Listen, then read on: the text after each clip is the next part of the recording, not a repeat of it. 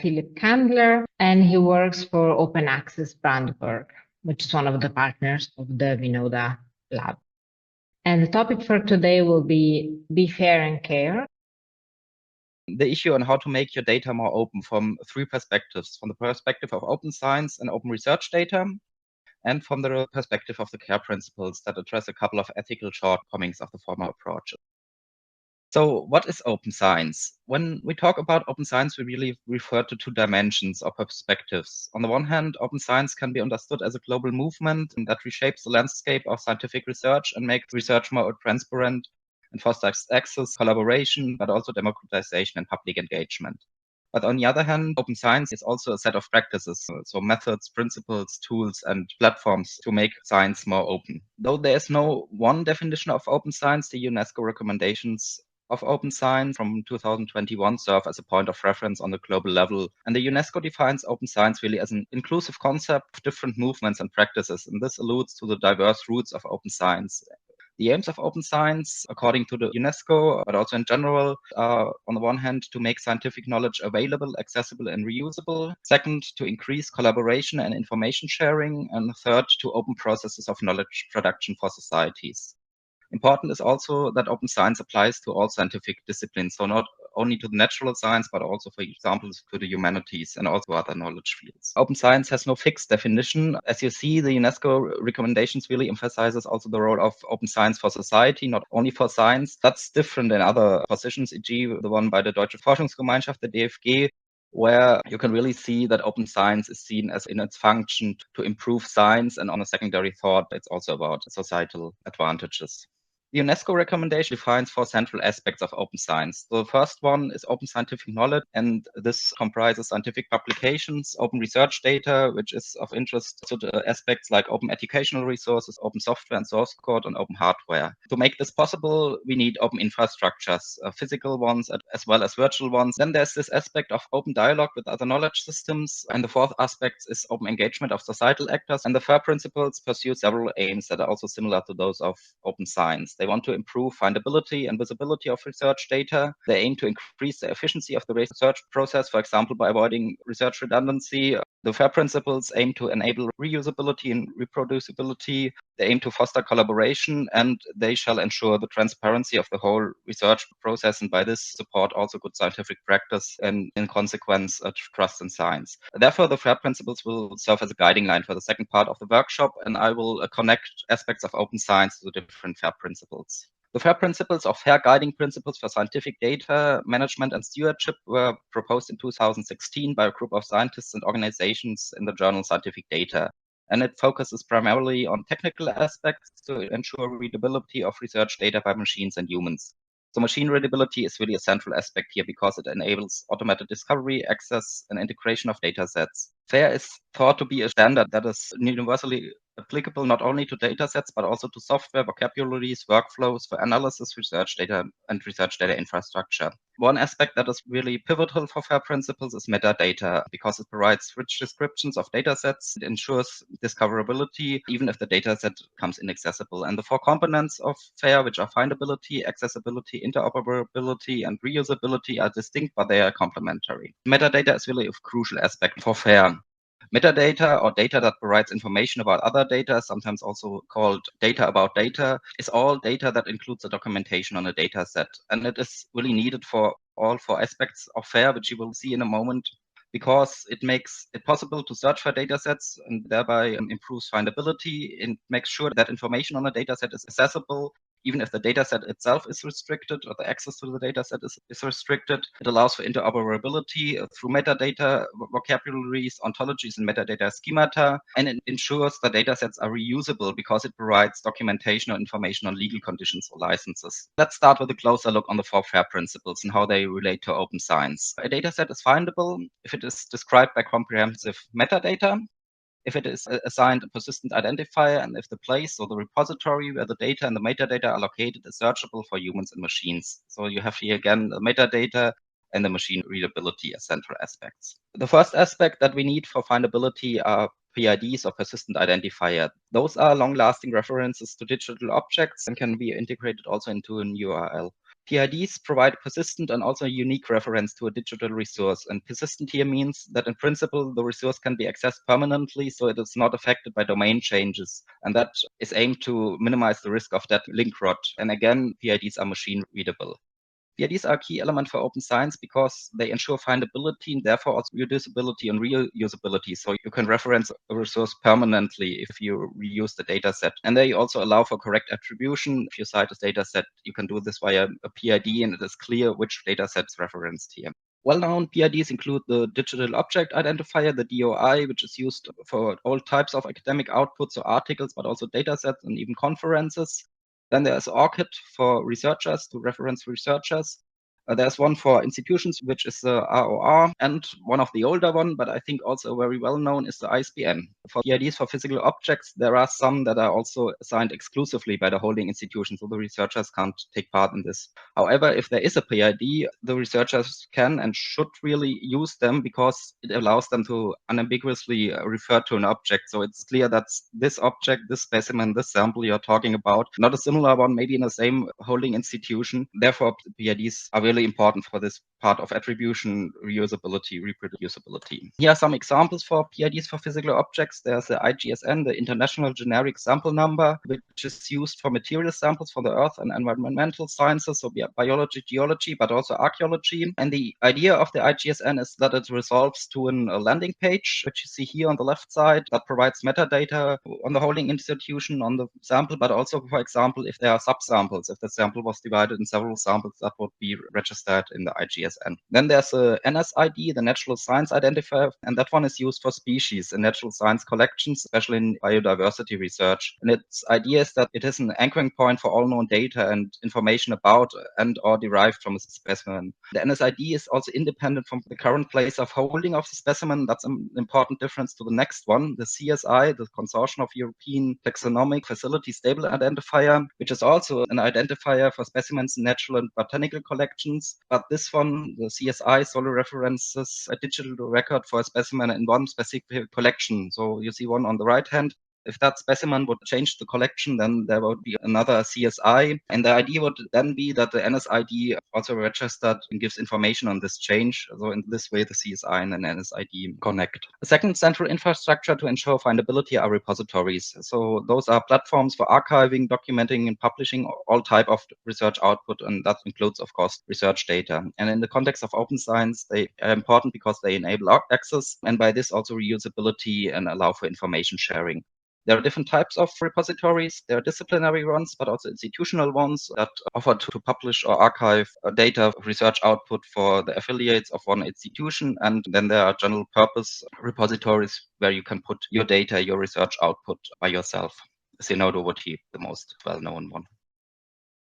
One example for a disciplinary repository is Pangea, which is for data from earth and environmental sciences, which again includes biology, geology, and archaeology. Pangea is run by several institutions that you see here. It provides a BOI, of course, and it makes the data accessible or available in open access, and is also free of charge for data providers, which is not necessarily the case for all disciplinary repositories. Also, there's a curation workflow for the data, which includes an automatic check of uploads and editorial checks, and that's, of course, to improve the data quality. And this data curation is something that is less common for institutional generic or general purpose repositories. So that's something specific for disciplinary repositories. And therefore, it's also recommendable that if there is a fitting disciplinary repository for your data, you should go to this one first. The second point is because it's more likely that your peer researchers will search and find your data in a disciplinary repository that they maybe also use. So if you are looking for a repository, what should you keep in mind? Well, first, it's important to remember that criteria to select a repository are really dependent on the topic and also what you want to do with the data set. Or you want to archive it? Do you want to publish it and that's it? Do you want to have the most visibility possible? That influences your choice at the end. So remember that not all points necessarily are relevant for all cases. But you can say that you should select a repository for your data that is suitable for your discipline and topic, but also suitable for your data type if it's a specific data type. Then if you need that, if it provides for restricted access or embargo, and ideally it has also a quality control. And then there are several technical aspects that you should look for. So the repository should use a PID. It should offer ideally different licenses for your necessities. Then the terms of use should be transparent. Ideally, it's also certified.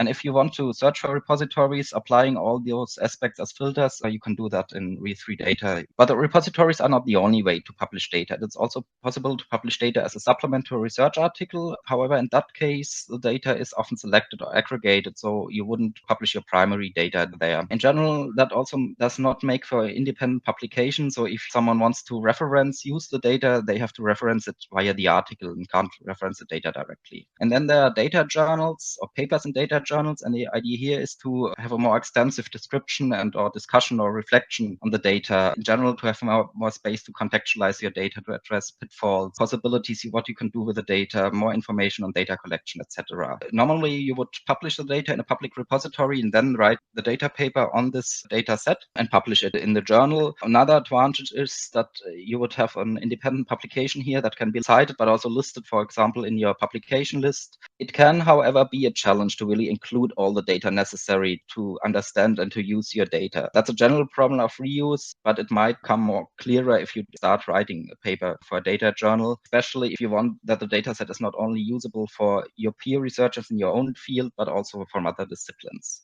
If we talk about findability and data publication, it is important that access to the data is open to everyone, that can be reused freely. And open access is really one of the core elements of open science and also one of the first aspects that was discussed in this context, for example, in the declarations of Berlin and Budapest. And you have here an extract from the Declaration of Budapest. And as you can see, the central aspects of open science are really the free availability on the internet and the free reuse in different forms or in the forms you need to reuse it.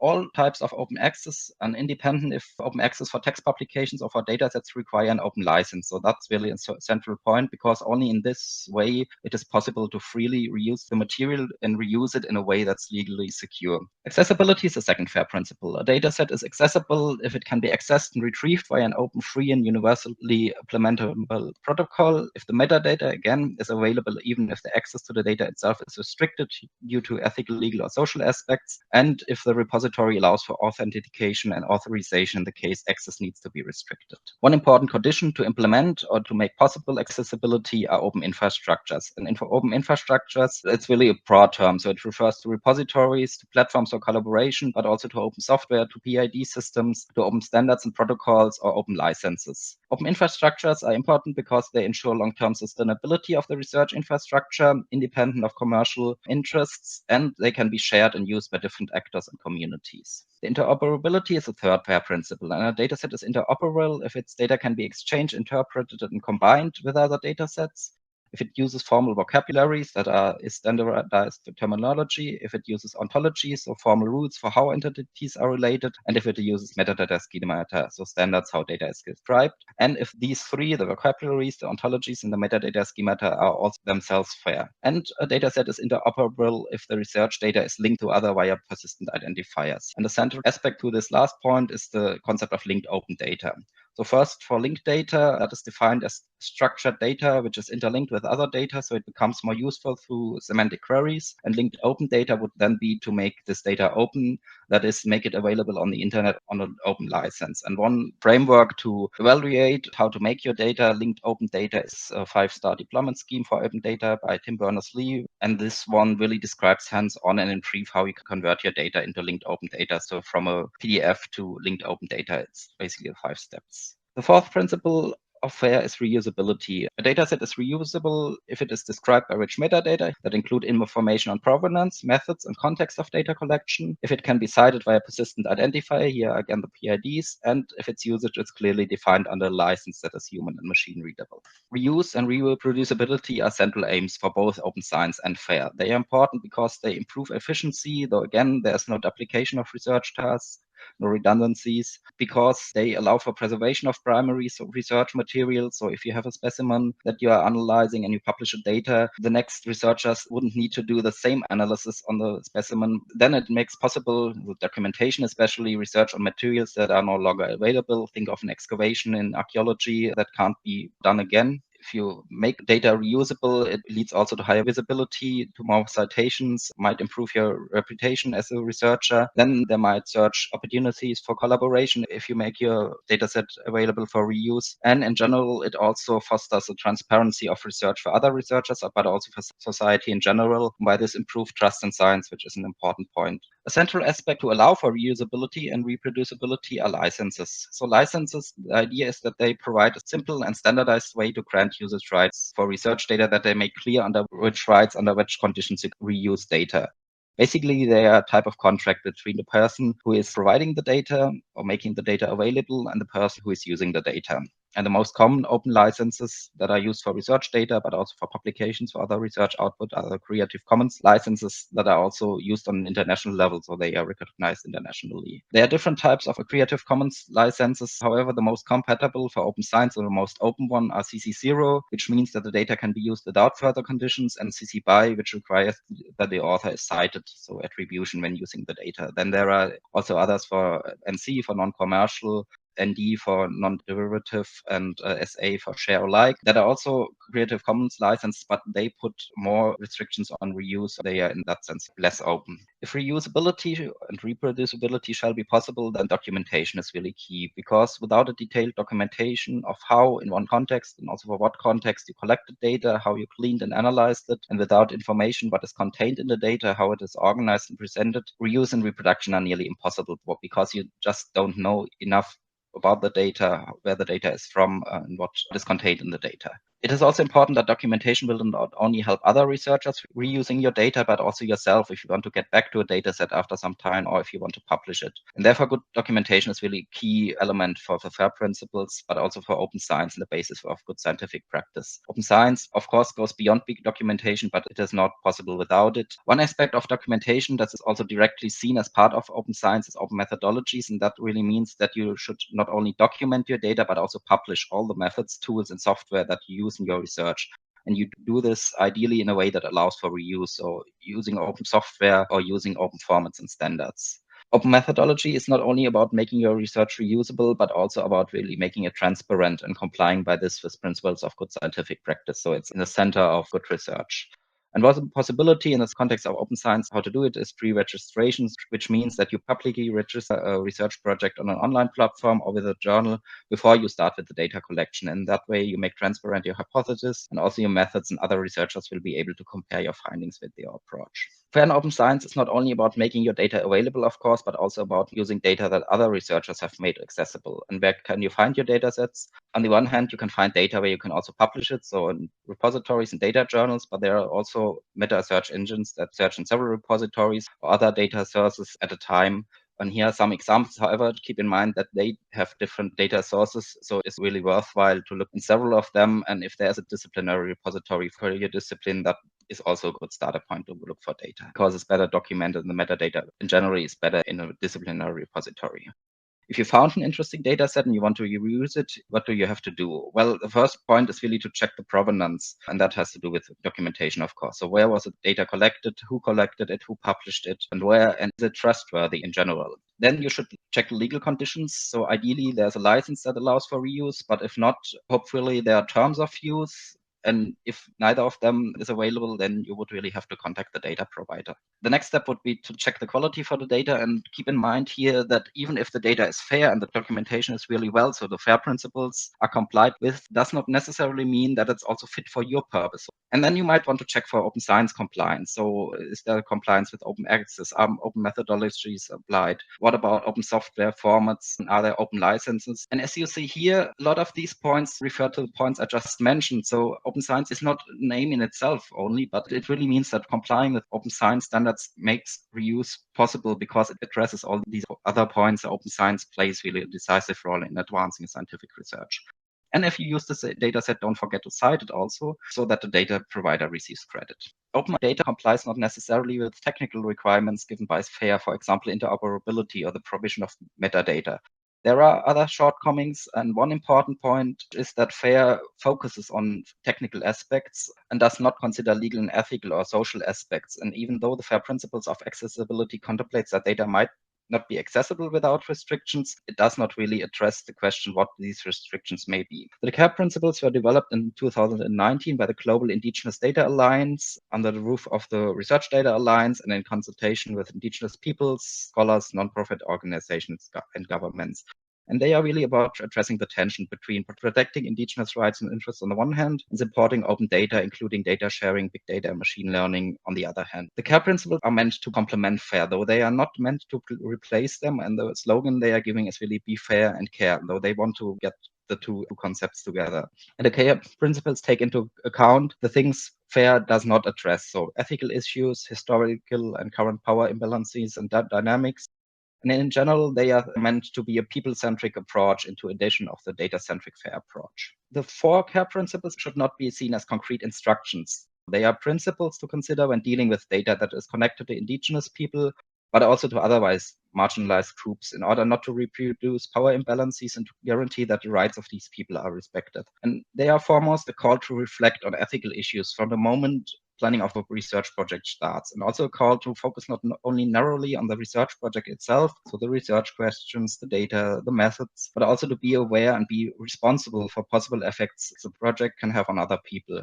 The CARE principles were developed for research with or about indigenous people, but I think they can also serve as guideline for research on marginalized or vulnerable groups in general. And it's important to keep in mind that the CARE principles are also relevant to data repositories. For example, in the question how to include metadata on cultural provenance, but also on how to guarantee access to data for indigenous people. The first CARE principle is collective benefit. In essence, this is about making sure that the indigenous people that are involved in your research may benefit from it by strengthening their self-governance, but also supporting self-determined development and making sure that the results are used according to the values of the groups and can be accessed equitably by all members. And the main issue here is to make the data accessible to indigenous people, not only in the sense of physical or digital access, but also in the sense of making it cultural legible and making the provenance visible. So in the end, it's about data literacy also.